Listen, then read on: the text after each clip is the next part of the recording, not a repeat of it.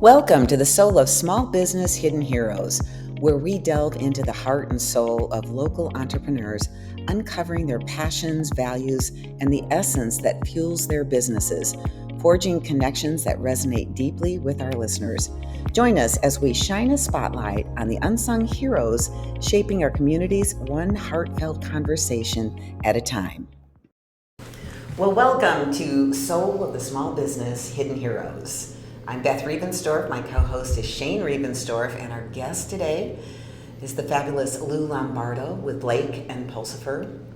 And Lou is an all-around good human being and a great family law attorney. Well, thank you. Welcome. Thanks for joining us. Thank you for having me. So there's a lot that goes on in family law, a lot that goes on. But before we get there, how did you, an attorney in general, how did you get into law and land with family law? Well, that's a good question because it really wasn't my plan originally to become a family law attorney. What was your original plan? Well, I don't know what my original plan was, to be perfectly honest. I just graduated from law school at ASU in 1995, and I was just looking for a job. And one of the first lawyers that I landed to started working with was a family law attorney, among other things. And that's how I first got my feet wet in that area. Mm-hmm. But when I was younger, I did a lot of other areas of law too. I, dabbled in bankruptcy cases and personal injury cases and juvenile cases and that sort of thing. But, Mm-hmm. It didn't take long, I think, for me to realize that family law is really kind of where my niche was at. And that was, and so, I just kind of gravitated to that, I think. Was there any particular case or situation that made you think, this really makes a difference, or I'm really good at this, or I know how to help in this situation, that you said, yeah, this is where I'm going to really spend energy and time? Well, family law, it's an emotional area of the law. So it didn't take me long to realize that when I did a family law case, the people were very invested in what was going on. And so you could see that if you did a good job and, you won the case, or at least, accomplished what they wanted, that, they were really happy. And they were very grateful. And honestly, it was one of the reasons that I chose that area of the law, really, because, it is a way to, help people. And you can see the results of your good work right away. Mm-hmm. But not without its challenges. Not without its challenges. Needless to say, like I said, it's an emotional area of the law. So some people do get overwhelmed by emotion, and really that's one of the more difficult challenges of being a family law attorney. It's kind of like a hybrid between being a lawyer and being a counselor. Mm-hmm. And so you really have to have empathy for people and compassion and be patient and be willing to really help them through a very challenging part of their lives. Right. Yeah, and we have worked together and have had mutual clients, so I have witnessed that firsthand and so appreciate that because, we all have these times in our lives where we're really challenged, mm-hmm. and then we become challenging. And that's not who we are 100% of the time, but that can be very difficult then to have somebody help, which is one of the reasons I think about all the heroes in small businesses and what they contribute and how they help people. But I'm curious, you say the compassion and empathy, not everybody has that, especially in the law. So where did that come from for you? Well, that's a good question. I suppose it was one of the values that my parents instilled in me. But I was when I was younger, I was a very empathetic kid, I guess. I studied creative writing. I wanted to be a poet when I was younger. So you can probably guess, how where that came from as far as me being able to empathize with others. That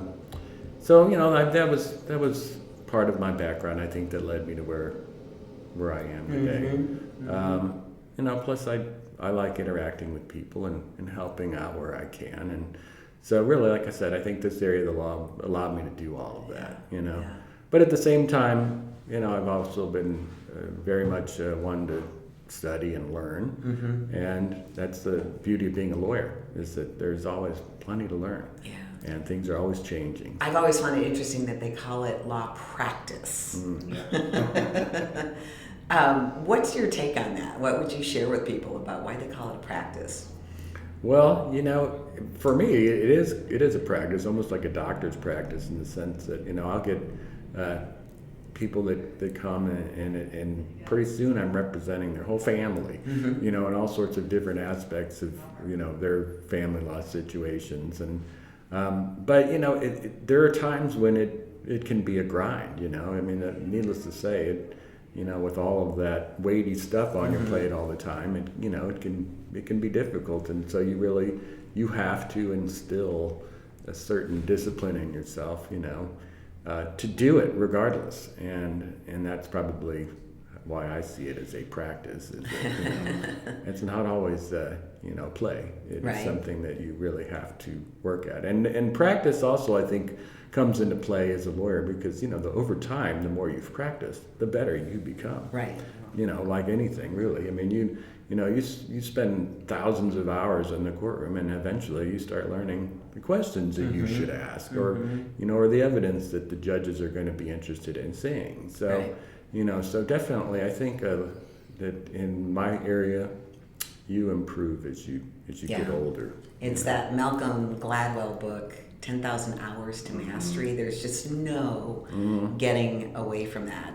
Can't skip it. Yeah, you can, But but then your clients suffer. Yeah. So it's kind of similar to real estate. There are really good attorneys, just like there are really good agents, and then there are some that don't have the 10,000 hours Yeah. of mastery. So I'm curious for somebody, especially in family law, which, first of all, let's talk a little bit about what family law, what that entails. Well, family law isn't strictly just getting a divorce. Right. There are other things that are involved with it too. Not everybody's getting married, but they still have children. So custody of children is something that you're going to deal with in family law, whether the people involved were married or not. But it can also spin out in other areas. Family law. A lot of people think of family law as a big umbrella that includes things like adoptions and that sort of thing.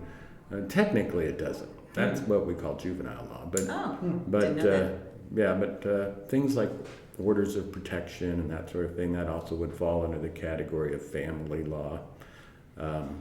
Child support, spousal maintenance, that sort of thing. But it all really comes out of someone having a domestic relationship Right. with somebody else. If that's involved, almost inevitably that's a family law situation. If that one is going to pursue a family law case, it starts by filing something in the courthouse, a complaint or petition. And really at that point in time, my goal is to try to avoid having to go to court and having a trial if I can, because that's rarely going to be of much use to anybody. Because going to court and pressing your arguments in court, it's not going to endear you to the other side. So chances are, if you have a rocky relationship with your partner now and you go to court and you fight in front of the judge, that relationship's not going to improve. If Yeah. anything, it's going to deteriorate. So, from my perspective, one of the ways I can really help people is to avoid turning their already difficult situation into just a flaming wreck by going to court and fighting, So we really try to work out some sort of a reasonable settlement.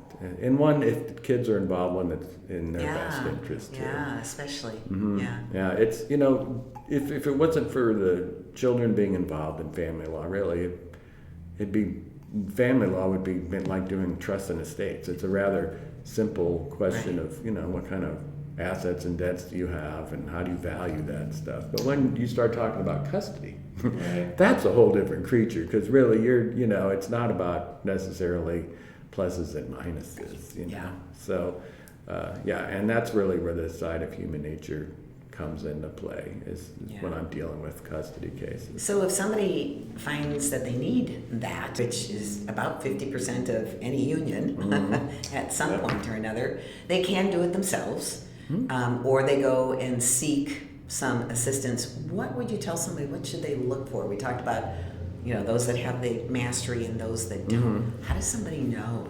Well, that's a good question. And I will tell you this, that, as technology has advanced, it's gotten a lot easier for people to help themselves in court. The courts have forms now that are online and that sort of thing.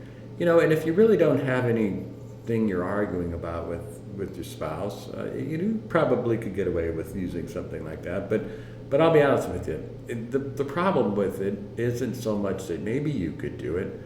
It's the fact that you're doing it with this other person that you're not having a good relationship with, and you might not want to talk to, or you don't trust them, and that sort of thing. So sometimes it's a good idea to have a lawyer involved, just for no other reason than be the intermediary between you and that other person. Yeah. So really, it can be worth its weight in gold for that very reason alone.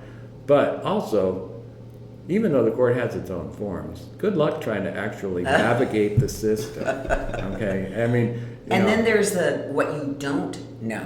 Yes. There might be forms, but you don't know what Yes. you don't know. Exactly, and the forms are very rudimentary, and they'll get you in the door. But there are a lot of complex legal questions that you may have in your case, and there's not going to be a spot on the form to talk about that. And and so that's a good idea to talk to a lawyer, really, just to find out from a legal perspective, what are the actual issues that you're dealing with from a legal standpoint. To be able to actually put that in words sometimes helps you focus on what it is you need to deal with. So some of the hidden things underneath, like you mentioned that the forms are there, but you're better off having somebody as an intermediary, which is similar to what we do. We tell our clients often, you might not want to hear, but you need to hear it, because not hearing it isn't going to change it, right? It is what it is. And we like to lead, guide, and protect. And oftentimes we're protecting them from themselves. And I suspect that occurs in your situation as well. Do you I agree. have any examples, any stories of where that popped out? I have a lot of people that, they just, they've got in their head that the outcome's going to be a certain way. Because that just is the way it has to be, because in their eyes, that's, the facts say that's what happened, and so it's got to be that way.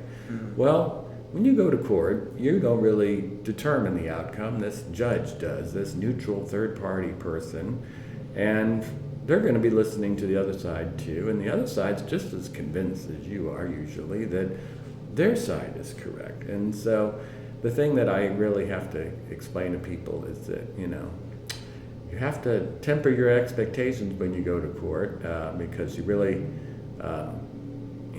you're not going to be able to control the outcome, and there's a possibility that the judge isn't going to see it your way. And if that's the case, the judge isn't going to give you what you want. A lot of times that happens in situations where maybe our societal traditions kind of conflict with the way the laws are written. So, for example, Arizona is what we call a community property state. So everything you get while you're married, it's called community property, and when you get a divorce, the judge is going to split it all up.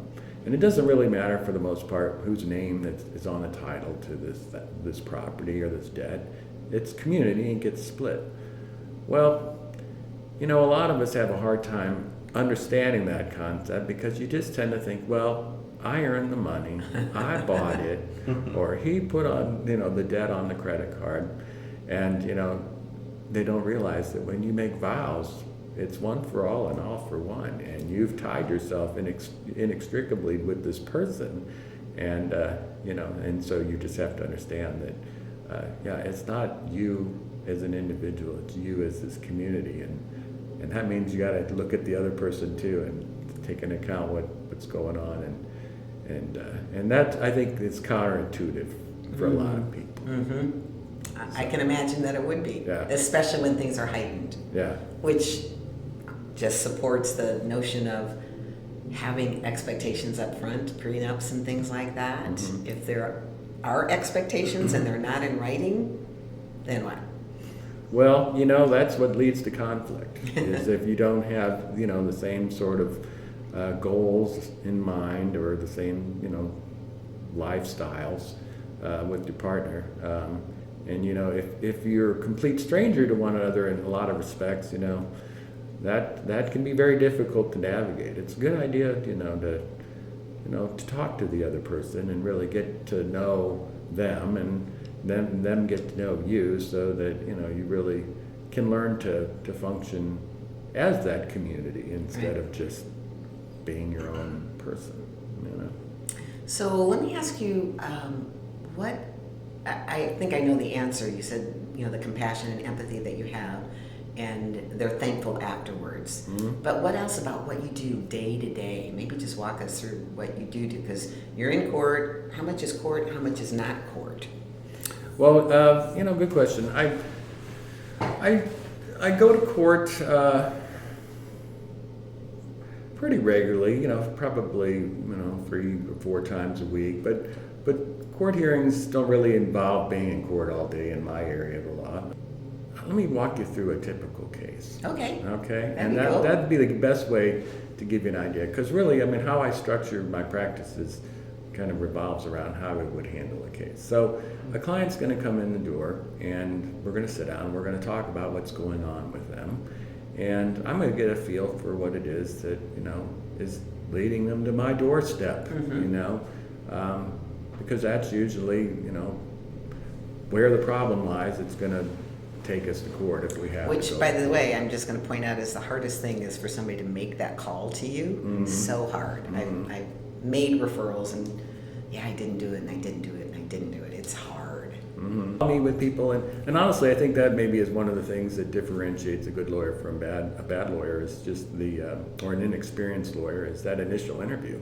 Because not only are you, try to build some sort of connection with the person, but you're trying to analyze what's going on in their lives and figure out what issues they're dealing with. And sometimes they don't know for sure, and they're having a difficult time explaining it to you, But, with experience comes familiarity, and our relationships tend to fall into patterns, And I think the longer you do this, you become a student of human nature, and I think it's easier to spot, the underlying problem in somebody's relationship after so many times of listening to people talk about their relationships, and I think that's something that helps. But anyway, so once I get an idea of it, then usually I've got an idea of whether or not we can work out some sort of an agreement to settle it, or if it's likely going to lead to the courtroom, because we're going to need a judge to settle it for them.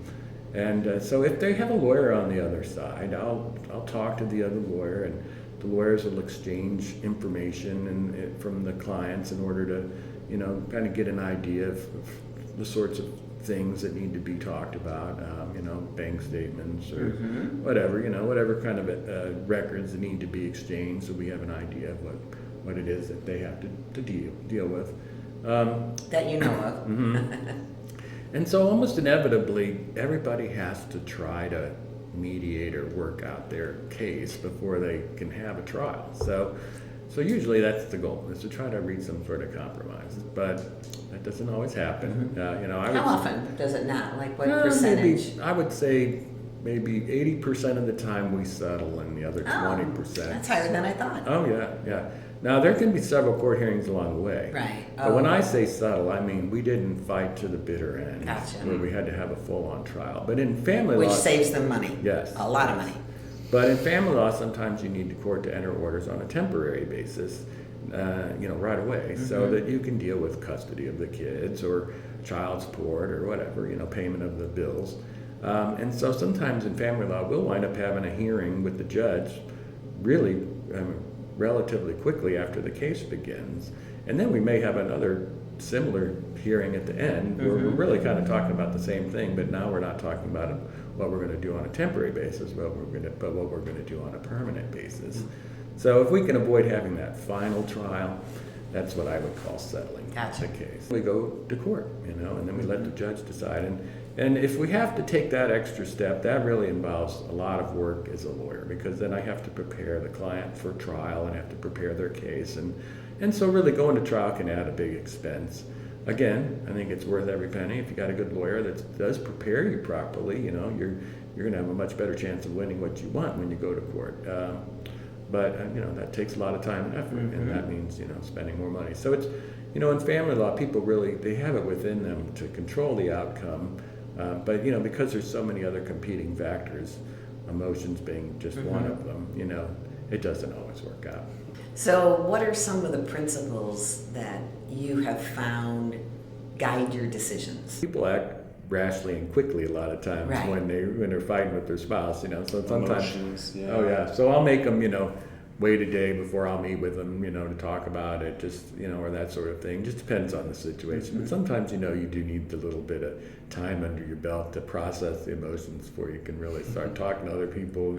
Any other tricks of the trade there? Well, Because it's counseling. At that point, it you're is. really It is. skill set is the counseling skill set. It is. Like I said earlier, you really, if the clients are going to trust you, they need to feel that you really, understand what's going on. And that means if you're going to understand, you have to listen to what they're saying.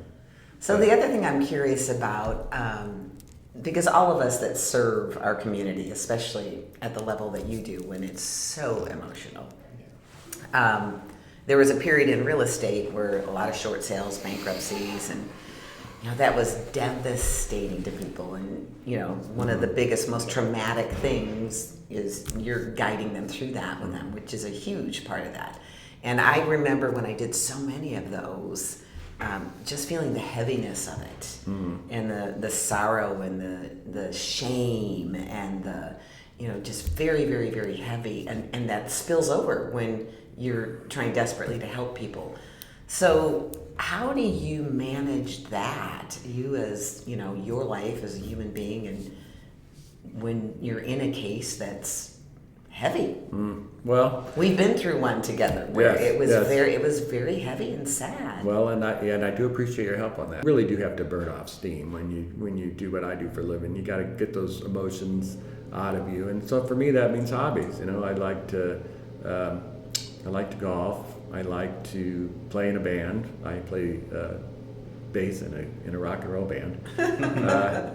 I also do a lot of woodwork. What's the name of your band? Blue Door. Blue Door. Yeah, a local Tempe band.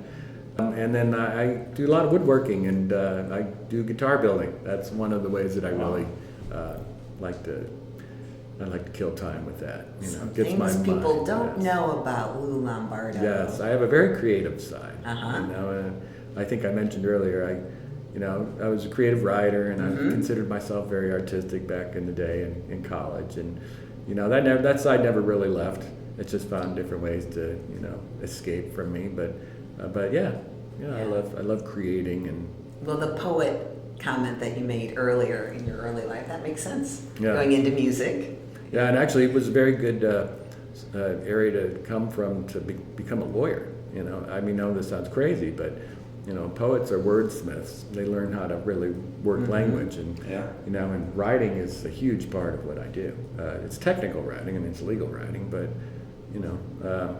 honestly, I do more writing in terms of communicating with other lawyers than actually talking to them on the phone or being in court. Right. We're constantly sending correspondence to one another, so having that background was really helpful. Yeah. Are there big changes in law? Like we had some big changes in real estate and HOA laws and state laws that affect that. Does that happen in family law?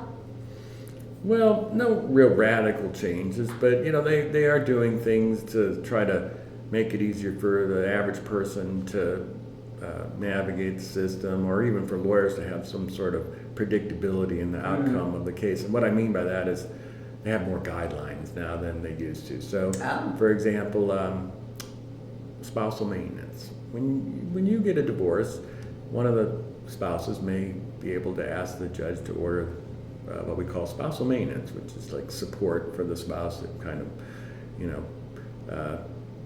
didn't develop the same earning capacity maybe as the other spouse or that sort of thing. But anyways, it used to kind of be a crapshoot in terms of what the judge was going to order if they were going to give somebody spousal maintenance. But now they have guidelines for that, so it's a little easier for us to kind of gauge what's going to happen in the courtroom. And child support, that happened to child support several years back, but when I first started as a lawyer, we didn't have child support guidelines either. So it was, it has become a little bit more certain in the sense of what might happen in court because of things like that. But you are still dealing with a judge who's making the decision, and they're just another person, and the law tends. And they have their opinions. Yes, that's right. So the law may say one thing, but it's coming through the filter of that person, and so that's where the question marks start to come into play in terms of what could happen in a case, you know. So if somebody's looking for a family law attorney, what advice would you give them? Well, you want to make sure that they're being responsive to you. And how would you know that? Well, literally things like returning your calls. There's that. Responding to your emails, reaching out and keeping you informed on what's going on. I think that's very important in family law, the customer service aspect of things. Because really, you know, again, most people that are going through a divorce or a family law situation, they've never been to court before. Right. They don't have any clue what's going on. It's intimidating. It is. And one of the best ways, I think, to ease their concern is to keep them informed as to what's going on. So, you know, I make a point of doing that. I also, one of the things that I think might differentiate me and any good family law attorney is the amount of involvement that I have with the clients in terms of just creating like a motion for the judge. You know, if I'm going to write something, a lot of times I'll have them proofread it before I do anything with it. You know, so like I'm going to write a letter to the other lawyer. I'll write it and I'll talk to them about what they wanted to say, and then I'll write it up, and then I'll have them look at it, and we'll go through it, and we'll talk about it. You know, so you know they really get a lot of hands-on in terms of what's going on. You know, not sure, not everything, because some of the stuff is so routine that they don't need to, you know. Right. Bother with, but if it's anything that's really going to be, you know, what I would call substantive, it's going to make a real difference in the outcome of their case, then I like to have them involved. They, you know, people, you owe that to them. Yeah. You know. Yeah.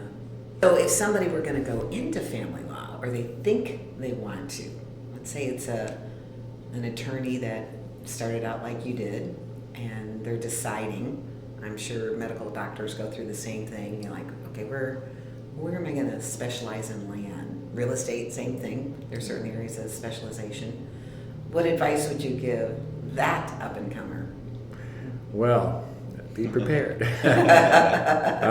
No, really, you know, if you like, again, if that person, if they like to help people, I think that it's a good area to get into. But at the same time, you know, it takes a lot of discipline, and it takes, you know, a lot of determination.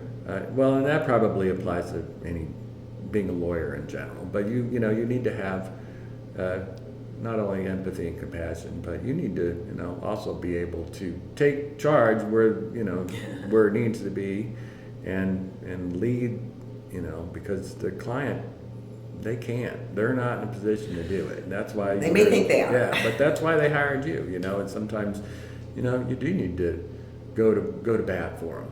You know, and so you have to have that right personality to be willing to stand your ground. You know, and explain why you're right. You know, but at the same time, be willing to compromise on where you see that it's a reasonable compromise and something that's in the client's best interest to do. So you mentioned the things that you learned to deal with better, and challenges, and you know, remaining calm, and 10,000 hours to become masterful. Did you have any mentors, coaches, people that really inspired you and taught you those things? Yeah, I would say so. I still do, to be honest with you, in terms of just, you know, the judges and lawyers that I've dealt with, especially when I was younger. You know, I worked for a couple of different lawyers here locally, and you know, really cut my teeth helping them, because I when I first started practicing, I was just thrown to the wolves. Here you go, you got a case, go to court. Kind of like real estate. Yeah. So you know, it was quite the eye-opening experience to walk in a courtroom. You know, have a judge start yelling at you. Some of the judges and lawyers that I've dealt with, really, I think they've helped give me some sort of you know, guidance, I suppose. You know, they've been role models for me in the sense of you know, they demonstrate professionalism and integrity and impartiality. And not taking it personally. Yeah, exactly. You know, and I think that, you know, we all could stand to benefit from paying attention to people like that, learning how to, improve your own, ability to keep others calm and, get to the heart of whatever it is that needs to be dealt with, so you can get it over with. Yeah. And sometimes you have to. It takes a long time to kind of get everybody on the same page sometimes, and your ability to do that, I think, speaks volumes about you, just, regardless of what walk of life you are. If you're a peacemaker, I think people are going to respect you a lot more than if you're a warmonger. I like to think of it more as defense than offense. When I'm going on the offense, it's only because that's the best defense. So that would be one of your principles. I suppose so, yeah. I'm not looking to pick a fight. Right. If the fight's there to be fought, we'll fight it. But, rarely is it a good idea to, create problems for people, create issues. So let's chat a little bit about Blake and Pulsifer. So Blake and Pulsifer, it's a law firm that actually it's managed by Mark Pulsifer, another attorney here in Tempe who I've known for years, a really good guy. Matter of fact, he and I met when we were both youngins through the same lawyer that I was working for at the time. But we went our separate ways. But over the years, we stayed in touch and referred each other business. And so I found myself, after years of being on my own, I decided I'm going to join up with my friend Mark. And that's what I did. So, really, it is something kind of new for me, but it's something I did years ago. When I first became a lawyer, I had a partnership with another guy. And we were partners from late 90s up till about 2002. And that was, interesting and enjoyable. I learned a lot, having a partner. But a partnership, like a marriage, they don't always last. And although he was a good guy, we wound up going separate ways, and I wound up going out on my own with my own law office for years, and just until last year. And my wife, she was thinking about retiring, and I was coming to the end of my lease at the place I was at now, and I've been talking to Mark about, maybe we should join forces, because he's got a beautiful office up in Tempe, and he didn't have a family law attorney in there. And so I came over and started working for him. But I'm glad I did, because really it's nice having colleagues around that you can talk to and bounce ideas off of and help them. And, it just makes it easier to really give the clients the support that they need, Especially, I'm not working with other family law attorneys there. They do more commercial law, real estate, trust and estates, probate, that sort of thing. Which is a lot of issues that a lot of people, have. And right. So, it's nice for me to be able to know that, my clients, I can hand them off to my colleagues in the office, and they're going to get taken care of, It's like I was saying earlier, family law practice, it's kind of like, a doctor's practice. You tend to take over family, and not just one issue, but all their different issues. Right. So it's nice for me to be able to do that and know that they're getting taken care of, rather than just passing them off to some relative stranger outside the office. Yeah. So, our business, like yours, is very much family oriented. We treat our clients like family. And so they come to us for a lot of suggestions on people that we trust, because trust is such a huge thing. And, attorneys are a big one and I know that they really struggle with just making that first phone call, or thinking, is it too early? They're not sure they're actually going to do something, but they have a lot of questions that I certainly can't answer. And they're just wondering. So if they were just thinking about it and they make that hard phone call, what can they expect? Well,